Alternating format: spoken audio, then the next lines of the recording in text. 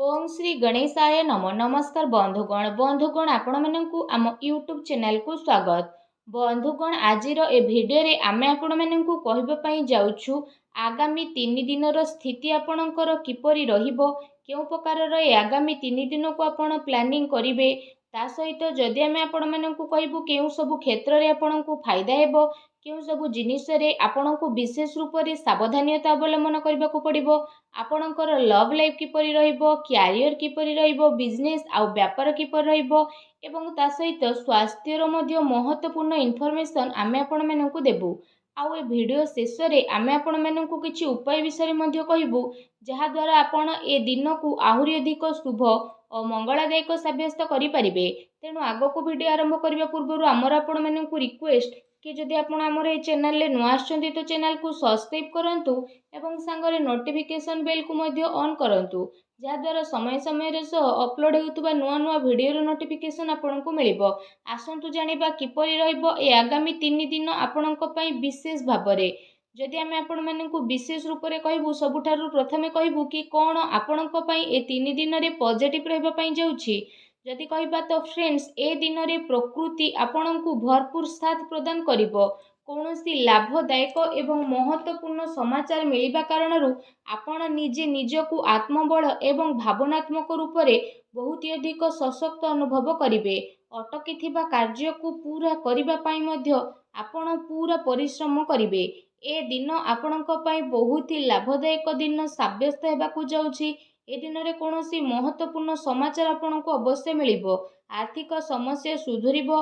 अटकी थिबा कोनोसी जमी बाड़ी संबंधित कार्य रे आपणको सफलता मिलिबार जोग मध्य बनुछि। एहा द्वारा पुराणा मित्रंको द्वारा साक्षात हेबा कारणरू मन बहुत प्रसन्न रहिबो। सुख सुविधा भली जिनिस को आपण किना किणी करिके निजर टाइम को स्पेंड करिवे। निजर प्रतिभा आ क्षमता को बुझंतु। यह द्वारा आपणको व्यक्तित्व रे आहुरी अधिक निखार देखिबाकू मिलिबो तथा समाज रे आपणकर छवि मध्य बढ़िबो। ए दिन आपणकर व्यस्तपूर्ण रहिबो, कामर अधिक बोझ रहिबो, किंतु सफलता मिलिबा द्वारा थकापण आपणको हेबो नाही एवं उत्साह मध्य आपणकर बनिकी रहिबो।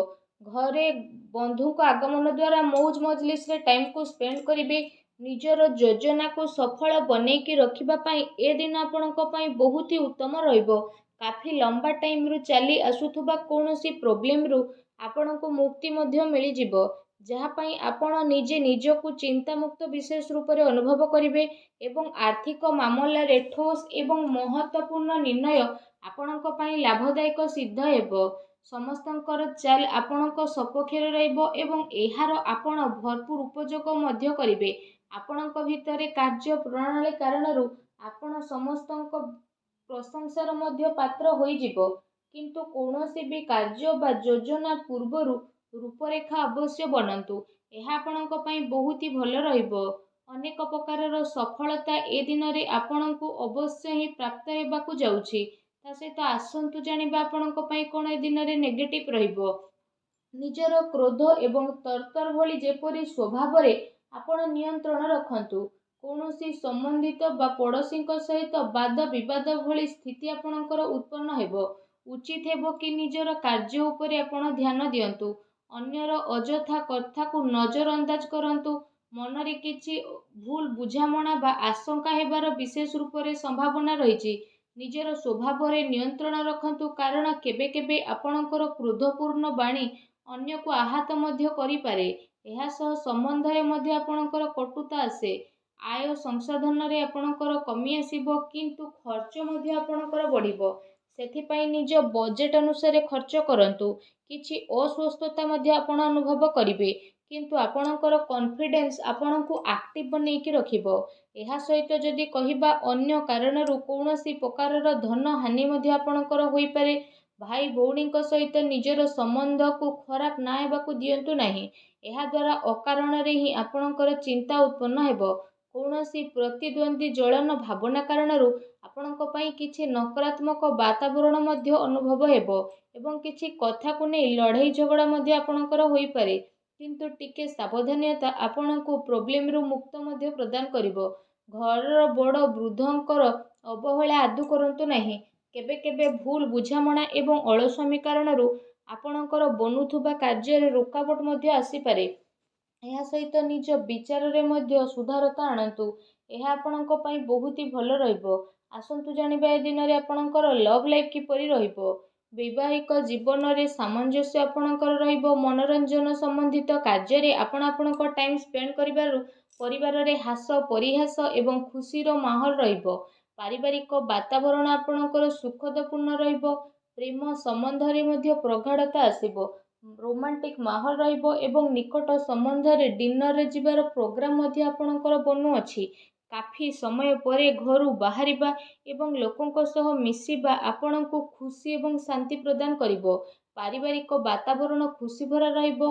ଘରର ସମସ୍ତ ସଦସ୍ୟ ଜଣେ ଆଉ ଜଣଙ୍କ ସହିତ ଟାଇମକୁ ସ୍ପେଣ୍ଡ କରିବେ। ବାହାର ସମ୍ବନ୍ଧୀୟଙ୍କ ସହ ସାବଧାନ ରୁହନ୍ତୁ। ଏହାଦ୍ୱାରା ମାନହାନି ହେବାର ସମ୍ଭାବନା ରହିଛି। ପରିବାରର ଗତିବିଧି ଆପଣଙ୍କ ଉପରେ ଦେଖା ମଧ୍ୟ ଯିବ। କାହିଁକି ନା କାମର ବ୍ୟସ୍ତତା ପରେ ଆପଣ ପରିବାରକୁ ଟାଇମ୍ ଦେଇପାରିବେ ନାହିଁ। ସେଥିପାଇଁ ଆପଣ ସେମାନଙ୍କ ପାଇଁ କିଛି ଟାଇମ୍ ଅବଶ୍ୟ ବାହାର କରିକି ରଖନ୍ତୁ। ବୈବାହିକ ସମ୍ବନ୍ଧରେ କିଛି ସମୟରୁ ଚାଲି ଆସୁଥିବା ଟେନସନକୁ ଆପଣ ସୁଲଝେଇବାରେ ସଫଳ ପ୍ରଦାନ ହେବେ ଏବଂ ଘରର ବାତାବରଣ ପୁନଃ ସୁଖଦ ଏବଂ ମଧୁରପୂର୍ଣ୍ଣ ରହିବ। ଆସନ୍ତୁ ଜାଣିବା ଏ ଦିନରେ ଆପଣଙ୍କ ବ୍ୟବସାୟିକ କ୍ୟାରିୟର କିପରି ରହିବ। ଏ ଦିନରେ ବ୍ୟବସାୟରେ ପ୍ରଡକ୍ସନ ସମ୍ବନ୍ଧିତ କାର୍ଯ୍ୟରେ କମି ଆସିବା କାରଣରୁ ଚିନ୍ତା ରହିବ, କିନ୍ତୁ ଆପଣଙ୍କର ପେମେଣ୍ଟ ଆସିବା ଦ୍ୱାରା ଆର୍ଥିକ ସ୍ଥିତି ଆପଣଙ୍କର ମଜବୁତ ରହିବ। ସେଥିପାଇଁ ବେଶୀ ଟେନସନ ନେବାର ଆବଶ୍ୟକତା ନାହିଁ। ଉଚ୍ଚ ଅଧିକାରୀଙ୍କ ସହଯୋଗ ଆପଣଙ୍କୁ ଆପଣଙ୍କ କାର୍ଯ୍ୟରେ ସଫଳତା ପ୍ରଦାନ କରିବ। ତା ସହିତ କୌଣସି ବଡ଼ ଧରଣର ଅର୍ଡର ମିଳିବାର ମଧ୍ୟ ଯୋଗ ବନୁଛି। ସରକାରୀ ସେବାୟତ ବ୍ୟକ୍ତିଙ୍କ ଉପରେ କାର୍ଯ୍ୟର ଅଧିକ ବୋଝ ମଧ୍ୟ ଆପଣଙ୍କ ଉପରେ ରହିବ। କାର୍ଯ୍ୟ କ୍ଷେତ୍ରରେ କୌଣସି ନିର୍ଣ୍ଣୟ ଏକା ନିଅନ୍ତୁ ନାହିଁ। ଟିମ୍ ୱାର୍କ ବନେଇକି ଆପଣ ସବୁବେଳେ କାମ କରନ୍ତୁ। ଏହାଦ୍ୱାରା ବ୍ୟବସ୍ଥା ଉତ୍ତମ ବନିକି ରହିବ। ଆର୍ଥିକ ମାମଲାରେ କାହା ଉପରେ ଅଧିକ ଭରସା କରନ୍ତୁ ନାହିଁ, ନା କୌଣସି ପ୍ରକାରର ସମଝୋତା କରିବେ। ବ୍ୟବସାୟିକ କ୍ଷେତ୍ରରେ ଆପଣଙ୍କୁ ଆପଣଙ୍କର ପରିଶ୍ରମର ଅନୁରୂପ ବହୁତ ଭଲ ପରିଣାମ ମଧ୍ୟ ହାସିଲ ହେବ। ଏ ଦିନରେ ଆପଣଙ୍କୁ ଆପଣଙ୍କ ଭାଗ୍ୟର ଅଧିକ ସହଯୋଗ ମିଳିବ। ଚାକିରି ପେଶା ବ୍ୟକ୍ତି କୌଣସି ସରକାରୀ ମାମଲାରେ ଫସି ମଧ୍ୟ ପାରନ୍ତି, ତେଣୁ ସାବଧାନ ରୁହନ୍ତୁ। ବ୍ୟବସାୟିକ ପରିସ୍ଥିତି ଆପଣଙ୍କର ଅନୁକୂଳ ରହିବ। ନିଜର ପୁରା ଧ୍ୟାନ ବିଜନେସରେ କେନ୍ଦ୍ରିତ କରନ୍ତୁ। କୌଣସି ବଡ଼ ଲୋକଙ୍କର ମିଳିବାର ସମ୍ଭାବନା ମଧ୍ୟ ରହିଛି। ବ୍ୟବସାୟିକ ଗତିବିଧି ସମ୍ବନ୍ଧିତ ଯୋଜନା କୌଣସି ବାହାର ବ୍ୟକ୍ତି ଆଗରେ ଆପଣ ସେୟାର କରନ୍ତୁ ନାହିଁ। କେହି ଏହାର ଅନୁଚିତ ଉପଯୋଗ ମଧ୍ୟ କରିପାରେ ଏବଂ ଅର୍ଡର ସମ୍ବନ୍ଧିତ ସବୁ କାର୍ଯ୍ୟରେ ପକ୍କା ବିଲ୍ର ଆପଣ ଉପଯୋଗ କରନ୍ତୁ। ଚାକିରି କରୁଥିବା ଜାତକଙ୍କ ପାଇଁ ଏ ଦିନ ବହୁତ ହି ଲାଭଦାୟକ ଦିନ ରହିବାକୁ ଯାଉଛି। ଏହା ସହ ଚାକିରି ସମ୍ବନ୍ଧିତ ଏ ଦିନରେ ଆପଣଙ୍କୁ ବହୁତ ହି ଭଲ ଖୁସି ଖବର ଅବଶ୍ୟ ହିଁ ପ୍ରାପ୍ତି ହେବ, ଯାହାଦ୍ୱାରା ଆପଣଙ୍କୁ କାଫି ଖୁସିର ଅନୁଭବ ହେବ। ଆସନ୍ତୁ ଜାଣିବା ଏ ଦିନରେ ଆପଣଙ୍କ ସ୍ୱାସ୍ଥ୍ୟ କିପରି ରହିବ। ଗ୍ୟାସ୍ ଏବଂ ଏସିଡିଟି ଦ୍ୱାରା ଆପଣ ପ୍ରୋବ୍ଲେମ ରହିବେ। ଖାଦ୍ୟପେୟରେ ସଂଯମତା ରଖନ୍ତୁ। ବ୍ୟବସ୍ଥିତ ଦିନଚର୍ଯ୍ୟା ରଖିବା ପାଇଁ ଆପଣଙ୍କୁ ଆବଶ୍ୟକ ରହିଛି।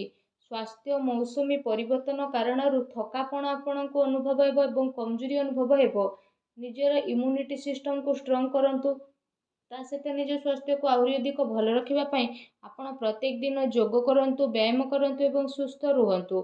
ଆସନ୍ତୁ ଜାଣିବା ଆଜି ଆପଣଙ୍କ ପାଇଁ କ'ଣ ବିଶେଷ ଉପାୟ ରହିଛି। ଏ ଦିନରେ ଆପଣ ବିଶେଷ ରୂପରେ ସ୍ନାନ ଆଦି କରିସାରିବା ପରେ ନିଜର ଶ୍ରଦ୍ଧା ଅନୁସାରେ, ନିଜ ସାମର୍ଥ୍ୟ ଅନୁସାରେ ସବୁଜ ମୁଗର ଦାନ ଭଗବାନ ଶ୍ରୀ ଗଣେଶଙ୍କୁ ସ୍ମରଣ କରିକି କରନ୍ତୁ। ଏପରି କରିବା ଦ୍ୱାରା ଭଗବାନ ଶ୍ରୀ ଗଣେଶଙ୍କ କୃପା ପ୍ରାପ୍ତ ହେବ ଏବଂ ଆପଣଙ୍କ ଜୀବନର ସବୁ ଦୁଃଖ କଷ୍ଟ ଦୂର ହେବ, ସବୁ ବାଧାବିଘ୍ନ ମଧ୍ୟ ଦୂରେଇ ଯିବ। ଆଶା କରୁଛି ଆଜିର ଭିଡ଼ିଓଟି ଆପଣଙ୍କୁ ଭଲ ଲାଗିଥିବ। ଭିଡ଼ିଓଟି ଭଲ ଲାଗିଥିଲେ ଭିଡ଼ିଓଟିକୁ ଲାଇକ୍ କରନ୍ତୁ। ଆଉ ଯଦି ଚ୍ୟାନେଲରେ ନୂଆ ଆସିଛନ୍ତି ତ ଚ୍ୟାନେଲକୁ ସବସ୍କ୍ରାଇବ୍ ମଧ୍ୟ କରନ୍ତୁ। ଧନ୍ୟବାଦ।